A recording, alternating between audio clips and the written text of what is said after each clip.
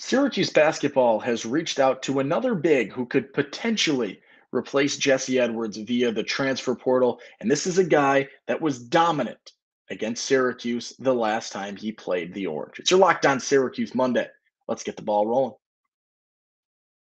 Are Locked On Syracuse, your daily podcast on the Syracuse Orange, part of the Locked On Podcast Network. Your team every day.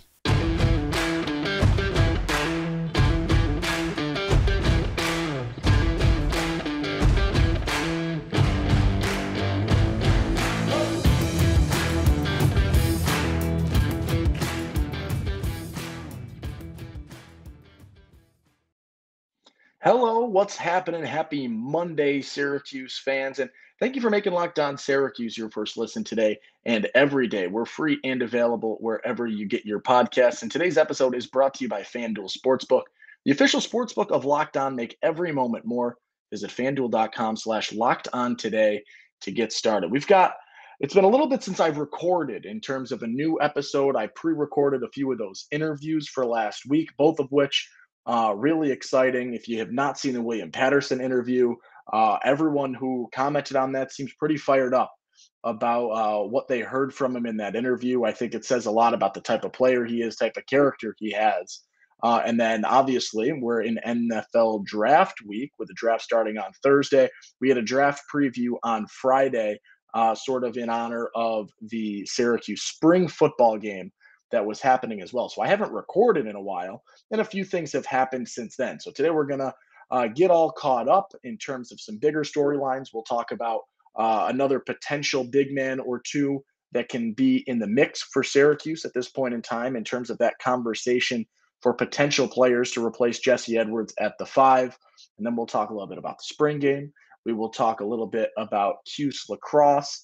And that'll probably wrap up our Monday episode. So a lot to talk about, but let's start with basketball news. Y'all seem to be the most intrigued about basketball recruiting.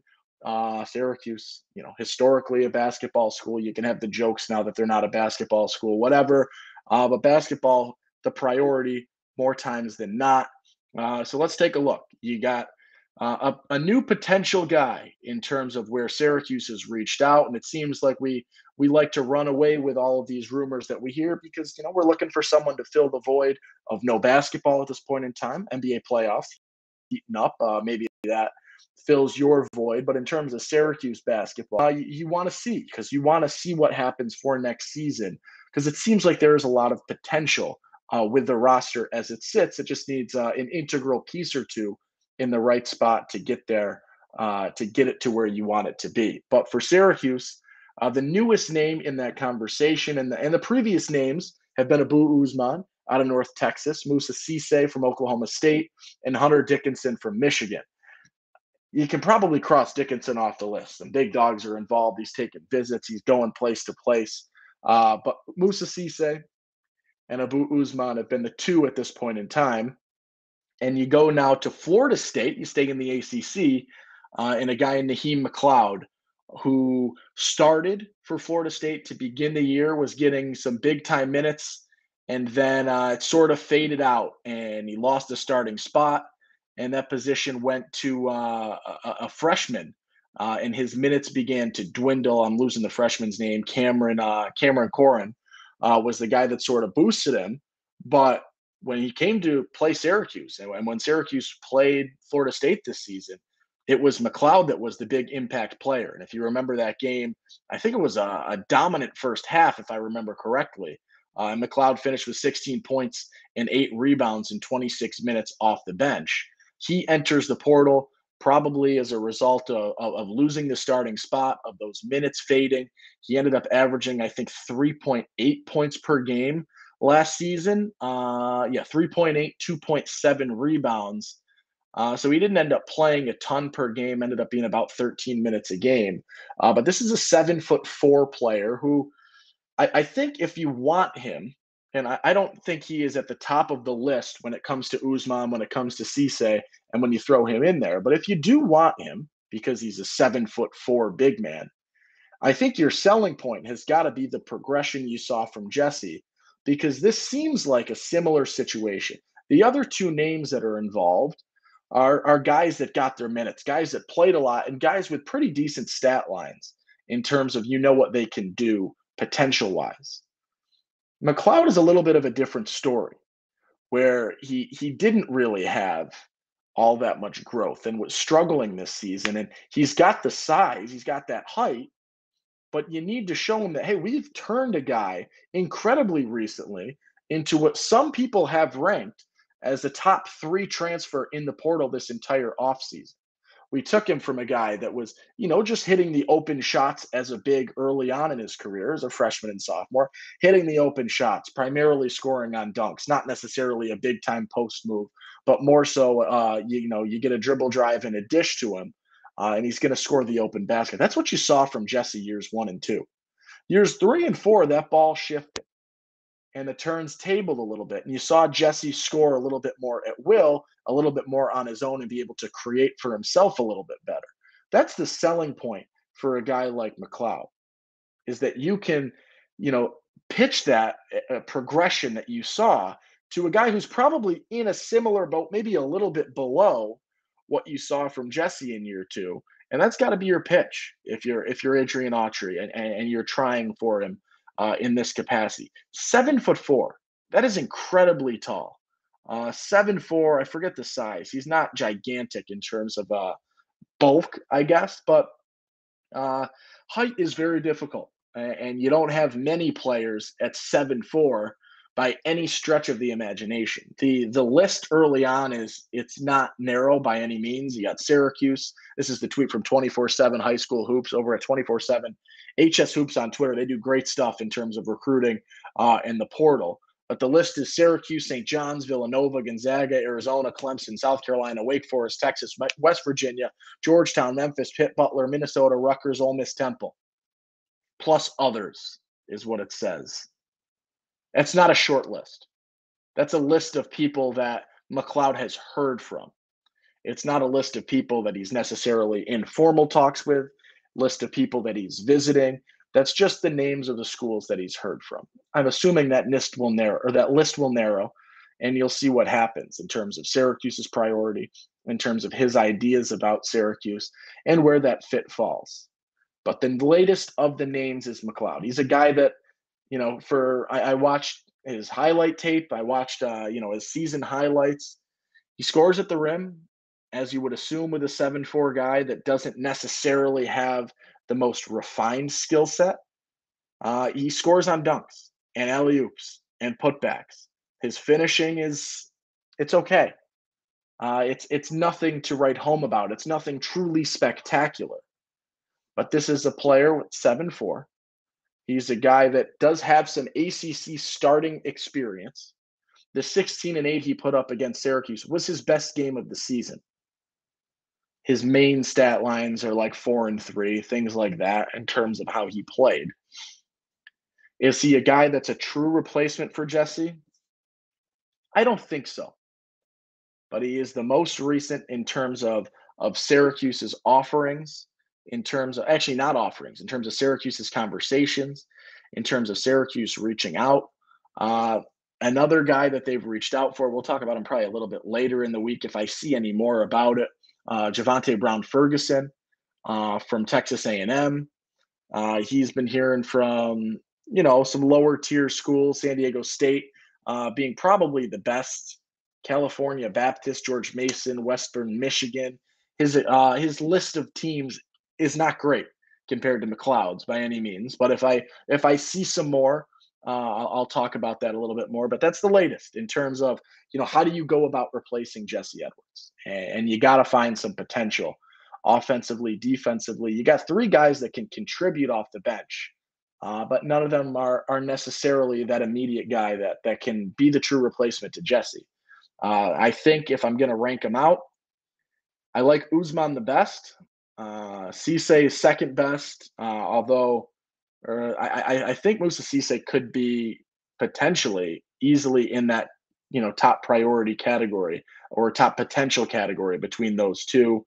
And then McLeod is at the 3, but he is the tallest of the bunch, which presents an interesting predicament. And I think what you look at with that situation, is you see maybe a continuation of like, Pascal Chukwu or Barama Sidibe in terms of, guys that can finish open baskets, but there's not really all too much more in terms of finesse, in terms of touch, in terms of post moves, in terms of truly solid defensive presence outside of the fact that you're taller than everyone else. And I don't think that's what Syracuse necessarily wants at this point in time to be the five. Given recent comments about those players, the success of those guys, and they had moments, but I don't necessarily think Syracuse, if you're a fan, if you're Adrian Autry in year one, if you are anybody with regards to Syracuse, I don't think you're looking for a guy that's got good games here and there. I think you want a guy that is more consistently good than occasionally good slash even more rare great. So you'll take the consistently good. And I think that's what you see in Usman and Cisse. And, McLeod strikes me as the occasionally good slash great type player at this point in time. All right, we'll take a quick break. On the other side, Syracuse football back in action last Friday for the spring game. A couple of things to note. I don't love reading into spring football games personally. I don't think they're necessarily tell all too much, but we'll chat about it a little bit, and we'll hit on the big notes from those games at this point in time. But before that, let's talk a little bit about FanDuel. Grand slams, no hitters, double plays. They are all back, and now there's no better place to get in on that action than FanDuel. It's America's #1 sportsbook because right now new customers can step up to the plate with a no sweat first bet up to $1,000. Just go to FanDuel.com/lockedon to sign up. Place your first bet and get up to $1,000 back in bonus bets if you don't win. You can do anything on there betting wise. It's a lot of fun. You can bet the next pitch. You can bet if it's a ball or a strike, if it's hit and play, if it's going to hit the batter. So don't miss your chance to get a no sweat first bet up to $1,000 when you join FanDuel today. Go to FanDuel.com/lockedon to sign up. FanDuel, official partner of Major League Baseball. And if you're looking for a little bit more this time, because the draft is lingering just 3-4 days away at this point in time, Locked On, they have an MLB mock draft special. It's here. It's bigger than ever. Follow along all 32 teams' first pick in a 6-episode ultimate mock draft experience only Locked On can deliver. All episodes available now on Locked On NFL Draft on YouTube or wherever you listen to your podcast. I have a hit on there. I talked about it a little bit with Matthew Bergeron. I believe was featured in there. If not, I apologize that I misled you, but I think it's featured. But there's a lot to talk about with the NFL draft. And if you did miss that, as I mentioned on the top of the episode, we caught up with PFF's Max Chadwick to talk about Syracuse's 4 priority guys in terms of highest potential in the draft. And Matthew Bergeron expected to go first of the bunch. Then Garrett Williams expected to go second of the bunch. Sean Tucker, third in that bunch. And obviously, to finish things out, the question mark, a guy that if you watch him play and the character and the leadership and the heart, the hustle, and performance as well, but a little bit undersized in terms of the NFL. A guy in Michael Jones, who is the biggest question mark on will he get drafted. So you'll talk that through. That was Friday's episode. If you missed it, worth a listen heading into draft week on the NFL. And I believe Syracuse is doing some draft coverage with 3 of the 4. Michael Jones, Matt Bergeron, and Garrett Williams were featured in, I believe, a series that starts Monday. So tonight, a series that will go through sort of their careers at Syracuse and what led them to their names being called on day 2 or 3, depending on the player, most likely. But the spring game happened on Friday. It's interesting. Your starting quarterback's not playing. You lost a lot of guys to the draft. You lost a lot of guys to the portal. It's a very, very different team out there. You lost a lot of coaches to other programs. You got a new offensive coordinator.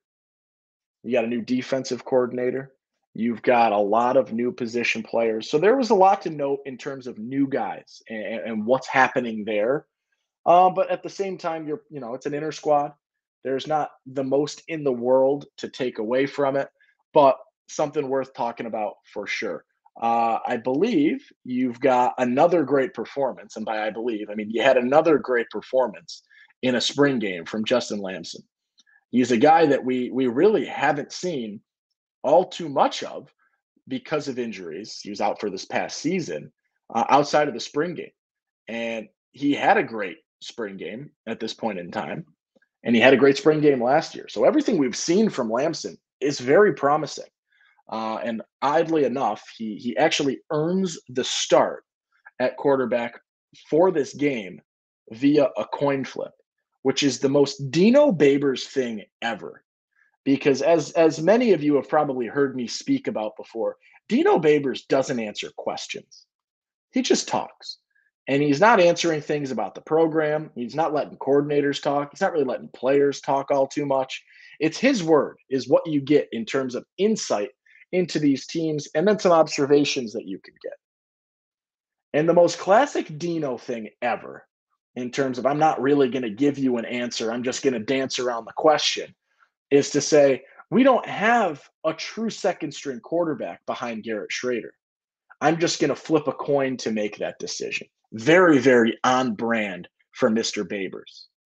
But Justin Lamson gets the start and played pretty solid, in all honesty. It was, I believe there were 4 total touchdowns scored. Isaiah Jones from Lamson was that first touchdown, which was kind of a cool one because, you saw a little bit from Isaiah Jones this past season, but he got hurt and was out the remainder of the year. And Lamson obviously was out the whole year as well. So it's 2 guys that were coming back from injury to connect for a 33-yard score. That was cool. There have been a lot of nods in terms of media about Rocky Long's quick acclamation to the team, to the players, to the new program. There's a lot of good comments about that. I unfortunately was unable to watch the game. I was not in town on Friday, and so I missed that and have not been back until Sunday night. So I was not able to see all too much about the game. But some big highlights included seeing Lamson at the start, a couple of number shifts. Obviously, I believe Okechukwu is now number 4. Justin Barron, I think, is number 8. Maybe there's another 1 or 2 that I missed in there. You got a few big things in there in terms of number switches are always interesting to see for the first time. I think I like Okechukwu at 4. That's kind of a fun one, as long as I'm not, misinterpreting or misremembering those numbers. Del Rio Wilson played decent as well. He threw for 2 scores, hit Amari Hatcher both times. It's fun, and it's good to see these types of things, even though you're not really in a heated game. You're just sort of messing around, running some plays, letting people show some face, and go from there. It's something to look at. I'll watch the highlights a little bit more in depth coming this week, see if there's anything else that needs to be mentioned. But that's sort of where I'll leave on that sort of talk. Maybe I'll bring somebody on who's got a little bit more insight. We'll do another little football update episode in terms of taking a look at the spring game, taking a look at the latest in recruiting. There's not all too much to talk about. You got a lot of guys that are visiting Syracuse football. Not all too many have committed. I haven't heard a ton. And quite frankly, and I mean no disrespect to these guys, because we have seen time and time again, lower level players come to Syracuse and have a lot of success, right?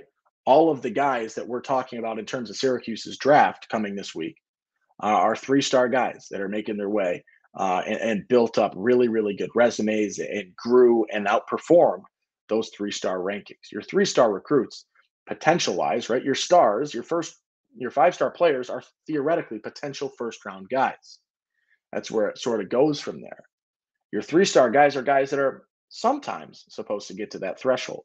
So it's not a knock on their ability to do that, because Syracuse can flip those players. But when you are a lower level player with, either unranked or with 3 stars, there's not the most info on you to be able to read into every single guy that visits.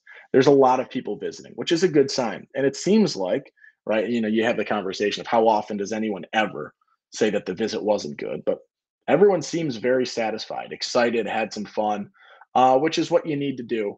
And we'll see if it can amount to anything in terms of recruits coming and in terms of success a couple of years down the line. Who knows?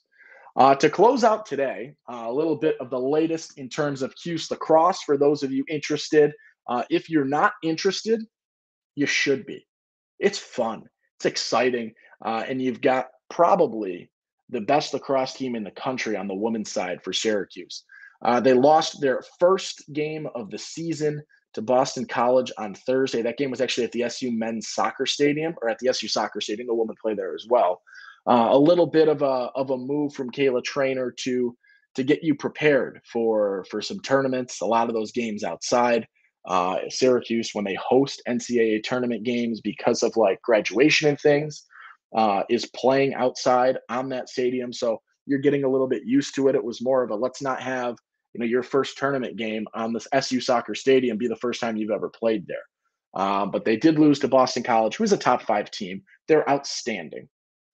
But that wrapped up the regular season for the Cuse women as they head into ACC tournament play. Now, it's interesting because the women's side does have an ACC tournament, but the men's side does not. So the Cuse women will play, I think that game is on Wednesday against Virginia Tech. Yes, it's a Wednesday 4 o'clock game against Virginia Tech. All of those games will be in Charlotte, which, is fun. Nice weather down there, nicer than here at this point in time, albeit the weather has been quite nice in central New York. But Syracuse women will take on Virginia Tech. The SU men have 1 game left in the regular season. They play the number 2 team in the country in the Duke Blue Devils. They lost over this past weekend to Virginia, who is an absolute powerhouse on the men's side. They were 3 or 4, depending on what ranking you're looking at. It was a 19-12 game, coached by Lars Tiffany for Virginia, Central New York guy. I like Lars Tiffany a lot. I used to host the Ostrom Avenue podcast, WAER production, which is what you do in terms of radio media when you're a student at Syracuse a lot of the time. Lars Tiffany, we had on a ton. A lot of fun to talk to, a lot of fun to talk with about, gives you good insight, and is always excited to hop on. But a Central New York guy, very likable. And when Syracuse lacrosse does lose, I'm okay sometimes when it's Lars Tiffany because he's a nice dude, at least to me, and to a lot of the guys that reach out to him. But Syracuse, they close it out on Saturday at noon on the road against Duke. They're on the bubble right now.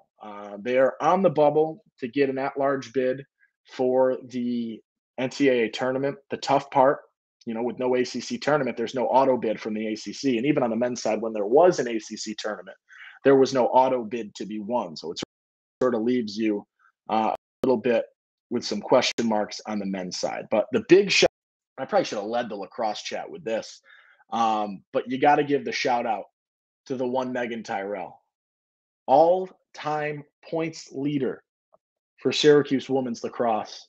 Congratulations, big time shouts. It's been an unbelievable career, absolutely dominant. And now there's one more thing left to do, right? You're the all-time points leader at Syracuse. Get out there, make a tournament run, and let's bring home a natty. To have one in men's soccer this season and have one in women's lacrosse this season in terms of the academic year would be absolutely phenomenal. And you look to her, and there is some other big time talent on that list as well. But she is, when you are the record breaker, that's where the attention goes, and rightfully so. But this is a team with so much depth, with so many big name players that are just absolutely outstanding. I feel like I could read you the starting lineup, and each one of them is worthy of props at this point in time. Obviously, Megan Tyrell leads the way. Emma Ward in that conversation as well. She's got 76 points on the season. Megan Carney, Emma Tyrell, the sister. You can keep going through there, really. Delaney Schweitzer in net has been absolutely electric. I said she is telepathic or she can read your mind. She knows where you're going to shoot the ball. She's outstanding. Last week's player of the week in the ACC. It's worth watching down the stretch into the tournament. A lot of fun to be had. The ACC for lacrosse is phenomenal. If you're going to watch some women's lax, the ACC tournament is the best of the best. In terms of the NCAA tournament and the ACC tournament, they're probably equally difficult to win because of how dominant the ACC is. So a lot of good tournament lacrosse coming up. But that is where we'll end for today. If you've got conversations you want to hear this week is pretty open. So if you've got conversations that you want to hear or want to be had, feel free to tweet at LO_Syracuse. Send us a tweet, send a DM over. You can do it in the comments if you made it this far. Let us know. Let me know what you want talked about. I'll do my best to cover it to the best of my ability. But that will do for today's episode. Thank you so much for making Locked On Syracuse your first listen today and every day. Free and available wherever you get your podcasts. If you're looking for a little bit more from Locked On, you can go ahead and check out that mock draft special, 6 episodes, all out for your viewing or listening purposes. If you do not, please subscribe, turn the notification bell on for when I post. You get immediately notified so you can tune right in and get the latest in terms of Cuse Athletics. But that'll do it. I'm Owen Valentine. Have a great day. Make somebody smile today. Be a kind person. And I will see you tomorrow for your Tuesday episode. Peace.